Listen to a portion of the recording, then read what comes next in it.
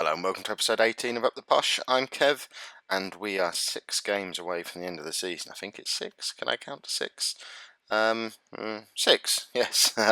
We've got a live com against Huddersfield coming up later on in the episode, but before we get into that, just a little recap on the games that we've had since you were last with me.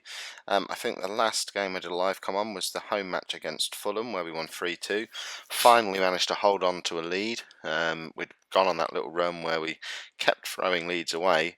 It kind of continued a little bit going into March as well. We went away to Hull in the next game.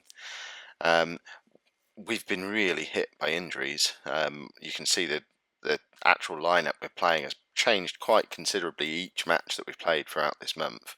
And we were really struggling to get players to fill the bench a few times. You can see in this match we've got Marlon Pack on the bench, who's been on the transfer list all season. Chris Forrester hasn't really had a look in, but has played a few games over the course of March. And this game, again, same old story that we've been having for a little while. We actually went 2-0 up. It was 1-0 at half time, 2-0 up after 47 minutes. They got a couple of goals back within 15 minutes of that. 2-2 going into the 90th minute, and then in the 93rd minute, we conceded third goal, went behind for the first time in the match, and ended up losing that match, which was really disappointing because we did control that match and deserved to win that one. But then a week later, we had a home game against Burnley. And actually managed to win a game and win it quite convincingly as well. You can see we absolutely hammered them for possession, 61% possession, created nearly 3 times as many chances as Burnley did. Very different side again. We've actually got to the point where we had to play Isaiah Brown out on the wing because we ran out of wide players. So Cassia got a rare start up front and scored the opening goal. Burnley pulled it back to 1-1 at half time, but then it became the Gale Bigirimana show. He made it 2-1 after 57 minutes. Isaiah Brown, having been switched up front when Cassia went off injured, made it 3-1, and then Bigirimana scored again to make it 4-1. We did still concede our now compulsory late goal in the 90th minute, but it wasn't enough. We won that game 4-2, and that kind of secured 5th place going into the next game. The next game was an away match against Brentford, who were in 3rd place. Again, massive changes to the side again. You can see we actually had to start Chris Forrester in this game, and when you see how few games he's played for us this season, he's only played 6 games, 4 starts in the league, average rating really low, but needs must. We've had to give him a game. Leandro Rodriguez has even made it back on the bench. Half the bench were injured. Washington wasn't really fit, Saunders wasn't fit, Rodriguez wasn't fit. But we just tried to sort of drag a team together any way that we could. It wasn't enough. Possession was fairly even, chances were fairly even. But by the time Brentford came and scored the usual late goal that we concede, we hadn't scored yet. We ended up losing that game 1-0. It's not a disaster against a team who are one of the better teams in the division, but still, as we get into this tail end of the season, it's the kind of game we need to be at least getting a point from, because they're a team we could come up against in the playoffs, assuming we get there. And then the last game of this little run, back to winning ways again, 3-1 at home to Bristol City. And again, it was just another one of those games where we completely controlled things. We dominated possession. Another completely different attacking lineup. Tommy Hoban has managed to establish himself as first choice centre-back in amongst all these injuries. He's played the last 4 or 5 games in a row now, and he's playing really, really well. We've had him at the club for nearly 18 months, and he's never been more than sort of a backup at left-back, 4th or 5th choice centre-back.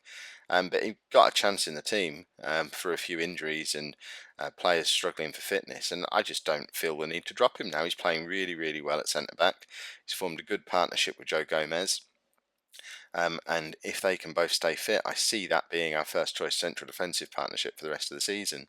But we went 2-0 up fairly quickly in this game, a Stephen Darby penalty and then another goal from Isaiah Brown. He's actually just won the Championship Young Player of the Month.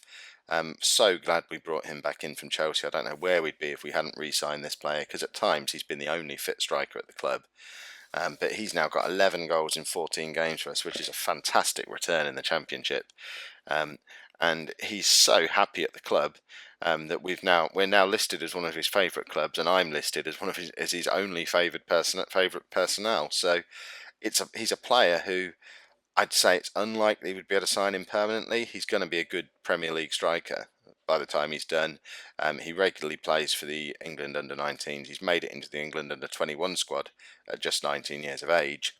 So the chances of us getting him permanently are fairly slim, but I'm fairly confident we could secure a loan for him for next season as well, because he likes the club, he likes me, and most of all, he is the complete forward that we've been crying out for. He's quick, he's big, he's good in the air, he's a good finisher. He is the total package for a championship striker, and very happy to have him at the club. Unfortunately, as you can see, he's now injured. He's twisted his ankle, so he's going to be out for the next couple of weeks, which means we're going to have to rotate things again for this game against Huddersfield today. If we just have a quick look at the league table before we get into that, we've got 6 games remaining. We're in 5th place on 67 points, but we're only 4 points clear of West Ham in 7th place, and our form is really, really uneven. Automatic promotion is long gone. Swansea are well clear, and 2nd place seems to be a battle between Forest and Brentford. I'd probably kind of like to see Brentford get the nod there, because I think we've performed better against Forest this season in the games we've played against them, and I am starting to think in terms of potential playoff opponents. And both Fulham and Brentford have been teams that we've struggled against at times this season, so would ideally like to avoid both of them in the playoffs if we could, whereas I'm more confident against the likes of Forest, QPR, West Ham. So hopefully there's going to be a few changes to that top 6 before the season is out, as long as we're still in it. You can see as well on the average ratings, we've got 2 players in the top 4 players in the division. Rolando Aarons has been absolutely superb. He displaced Marcus Maddison in the side earlier in the season and just hasn't looked back. This is a young lad. He's only 20 years old, on loan from Newcastle. He's got 14 goals in 26 games for us now, along with 9 assists as well. A really high average rating, and he is just dominating as a winger in this division. He played 10 games for Newcastle in the Premier League last year, so chances of us keeping him are next to nil, because I'm sure he'll be in the Newcastle first team squad next season. But what a player to get on loan, and he's made a massive difference. But if we get into the team for today's game, we're going with basically the strongest team we can put together. We've just had an international break, so a lot of the players who were struggling with injuries are getting closer to full fitness. And mainly the likes of Maddison, Washington, Rodriguez, John Taylor. They're all starting to come back to fitness now, so I've kind of put together the best front 4 I can assemble fitness-wise without having Isaiah Brown fit. Rolando Aarons isn't quite fit either. He's picked up a little bit of a knock and is struggling for match fitness. So I'm going for pretty much our League One title-winning front 4 from last season. The only change is I've got Carriol in for Taylor, because Taylor just hasn't quite got the fitness that Carriol's got at the moment. But I'm hoping that really for the first time this season, Maddison, Washington and Rodriguez can perform the way they were this time last season. This time last year, they were dominating, they were scoring goals constantly, creating goals for each other. They've never really done it after the step up to the Championship, but we really need them to make the step up today. I've had to drop Gael Bigirimana back into midfield. He's been playing as the advanced playmaker for most of this season, certainly since Christmas. But we've had an injury to Jermaine Anderson. George Saunders is injured as well. So it was a choice between playing maybe Nick Ross in that holding midfield play, because Jack Payne's injured as well. Didn't really want to bring Ross in. Ross has struggled to establish himself, and when he has played, he's usually been part of the free attacking midfielders rather than back in midfield itself. Rothwell is completely established. He is first choice in that midfield now. Hopefully Bigirimana can do a job as the more defensive of the two. And yeah, it's not the first choice team I would pick, but it's certainly the best team I can pick in the circumstances, and hopefully it's going to be enough to do a job against Huddersfield today. Of the remaining games, they're all pretty tough. We're going to need to we're going to need to play well, get the players fit as much as we can, and try and get a run of results together. My plan at the moment is that my next episode after this one will be the home game against Rotherham on the last day of the season to round off the season. And I'm kind of hoping to have one or two extra episodes for this season after that. Certainly, if we can get into the playoffs, there'll be at least one more episode, which will be the two playoff games in the semi-finals, and then ideally we finish the season off with a championship playoff final, and that's probably going to finish off this save and my time in Football Manager 15 as well. If you've been following the channel, you'll notice I'm getting well into my FM16 beta save with Tottenham now, and we're now less than a week away from the launch of the full game, and I'm going to start my non-league to legend save with Boston United. So realistically, not going to fit in another season of this game, so I would love to finish this save off with a championship playoff final, knowing that I got the Posh up to the Premier League in FM15. That'd be a lovely way to finish off the game.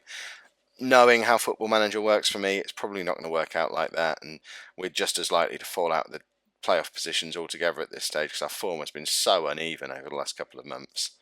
But let's get into the game anyway. Let's see how we get on. So I've picked my team.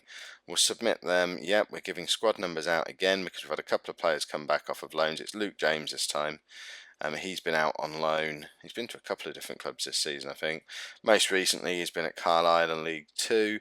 1 goal in 5 games. He didn't score any goals in 4 games for Chesterfield, so he's not really scoring anything like the amount of goals we would expect him to score. But because we're struggling so much with injuries, he has to come in and go onto our bench.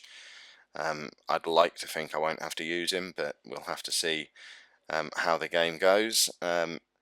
Huddersfield lining up with a 4-4-1-1, so fairly defensive considering they're the home team, but we are a very good side, or certainly we should be when everyone's fit, so I'd like to think they're a little bit worried about us, hopefully more worried about us than we are about them. But let's see how we get on. Really, really need a result today. Anything less than a win, and that is not a good start. Oh, for a second I thought that was flagging up as offside, but that must have been for the previous chance. But that is not a good start to a game, for a must-win game for us, to concede from a corner as well. We shouldn't be conceding goals like that from set pieces, but we really need Rodriguez, Washington and Maddison to click the way they used to now. If they have another disappointing performance together, we don't really have much in the way of options on the bench. We've got Luke James, we've just seen, hasn't really done it at lower levels this season, so I'd hate to have to rely on him.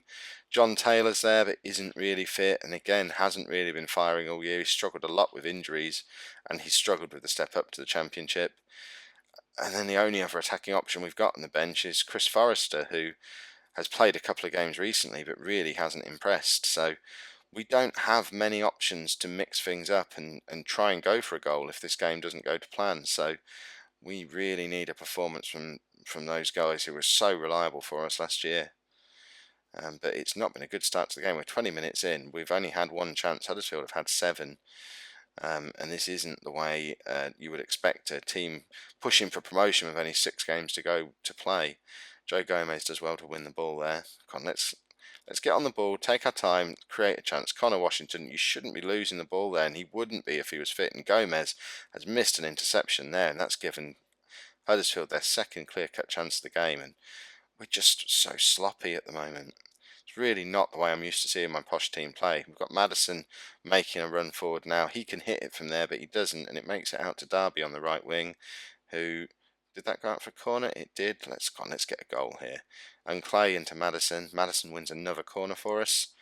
Come on, deliver a good ball. It's into Maddison again. And that is a superb finish from Marcus Maddison. Big game player, strikes again. He loves a live com.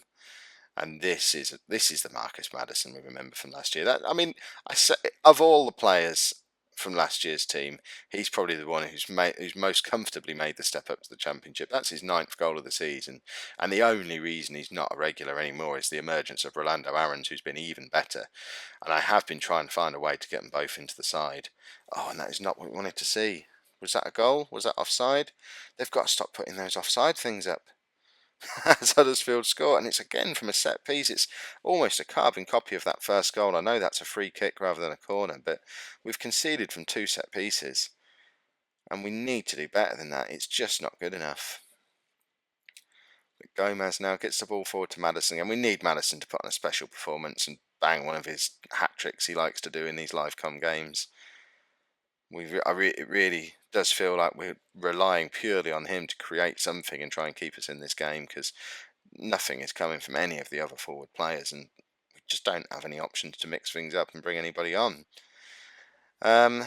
Yeah, come on, lads. We do need to show a bit of desire. It doesn't look like they want to win. It doesn't look like they want to get into the Premier League, which is mad, really. It's a fantastic opportunity for this club.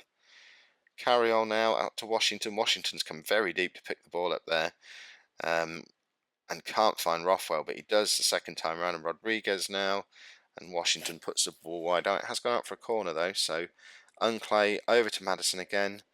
I think that was Maddison in the air. Doesn't really make anything of that. We do need to just get the ball to Marcus Maddison though and see if he's got any more magic in him for today. He is the player who can just have a spark of brilliance and just turn a game for us, and we need him to do it again. He's already done it once. We don't want to see the ball there. Tommy Hoban's done very well there to win the ball, but has no one to give it to. Launched it forward to Rodriguez, who does well to flick the ball onto Maddison. And Maddison's found Carriol, and that should have been 2-2, because that was an excellent chance for Mustafa Carriol. Derby now out to Carriol from the corner. Carriol finds Rodriguez, who would have scored that last season, but doesn't make any of it this time round. Carriol again to Rodriguez again, who... It was almost identical to the chance he missed before, and he just doesn't have that sharpness anymore. He was so lethal last year. I find it so hard to believe that he struggled so much with the step up, because he was such an important player for us last year and seemed destined for bigger and better things. He's on loan from Everton, and I genuinely thought he'd be pushing for a place in their team this year, but for whatever reason he's not even doing it for us anymore. Carriol forces a corner. That's a poor corner though, but Carriol's trying to make something from it and can't. And we need to get the ball back and get it back into their box. The game is pushing on and it's getting away from us here. Washington finds Maddison, but Maddison loses the ball. Hoban's won it back, but Clay gives it away again. It's back with Hoban. We're trying to work the ball through from somewhere. Washington coming very, very deep again to win the ball. He's not going to be very effective from back there, but it's coming from pure frustration. Nothing is being created for him. Rodriguez finds Maddison. Oh, he finds the back of the net, but that's his other trademark. He has his moments of brilliance, but he's so prone to getting offside as he does it, and that's a real shame. And Connor Washington's struggling a little bit for fitness, but he's the only one who looks like he's trying to make things happen. It's not really coming off for him yet, but at least he is making those moves back to try and pick up the ball. So I think what I'm going to do is go for the full-on League One front four, see what happens. Let's bring John Taylor on for Carriol. Carriol's been struggling, hasn't really created anything. And I'm going to bring Nick Ross on for Joe Rothwell. Rothwell is struggling a little bit today. Him and Washington are kind of tripping over each other, so hopefully by bringing Ross on, he's a little bit more mobile, a little bit more dynamic, he can perhaps get out of Washington's way and they can link up a little bit better than Washington and Rothwell have. We can't concede a goal here. Well in, Tommy Hoban. Really is playing well at the moment, that lad. Right, we need something. With less than 20 minutes remaining. It's been such an even game. We've had the same amount of chances. We've dominated possession. Oh, Marcus Maddison has picked up an injury. That is not what we needed. We had our last season's front four on the pitch for all of 8 minutes. And that is the story of the season for those guys. They're just not getting the opportunity to play together. And when they do, it's not clicking. Right, I can choose. I've basically got Luke James and Chris Forrester as options, and neither of them are a particularly good option. I'm going to go with Forrester purely because he's played more games at this level, and I'm going to stick him out onto the left and move Taylor onto the right. Taylor's a natural right winger. In fact, I'm going to change him to a winger instruction. It's not something I particularly like to do, but he's much more comfortable doing that when he's out on the right wing. Forrester can carry on as an inside forward because he's a natural left winger, but with a right foot. So maybe getting Taylor out there as a winger, trying to get some crosses in, might give Rodriguez and Washington something to feed off in the middle. but we switched to overload. We are desperate for a goal now. We need something from this game. John Taylor picks the ball up, forces another corner, and Clay to take it again. Finds Taylor again, who forces a corner again. And Clay with the corner for the third time. Finds Taylor again, who dropped a little bit closer out to the corner flag and pushed the ball across the area, but no one's there to meet it. And now Ross brings it back to Anik, and we need to work the ball back out from defence again. We are running out of time. There's 2-3 minutes left, and we're still losing this game, and it's a game we can't afford to lose. The playoffs are slipping away from us.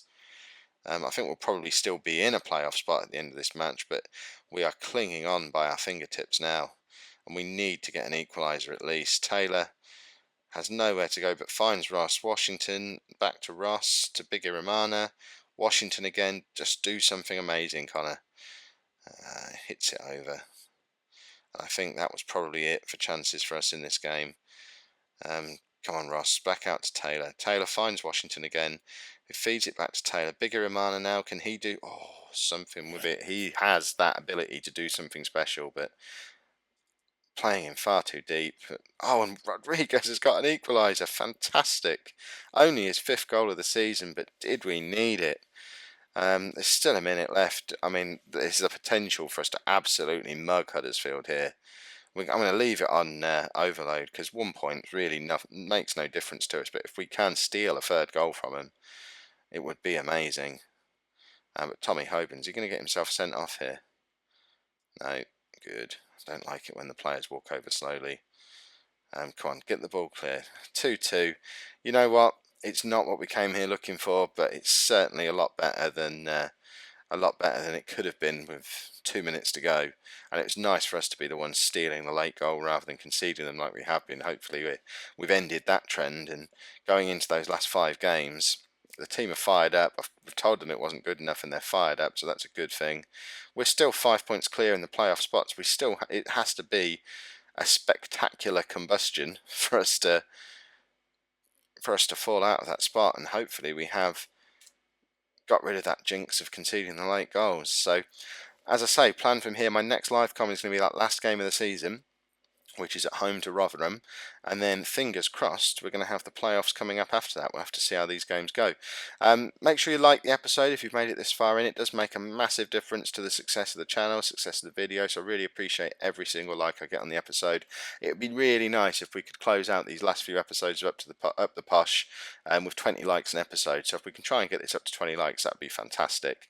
And get involved in the comments. Let me know what you think of my first series of Football Manager YouTubing.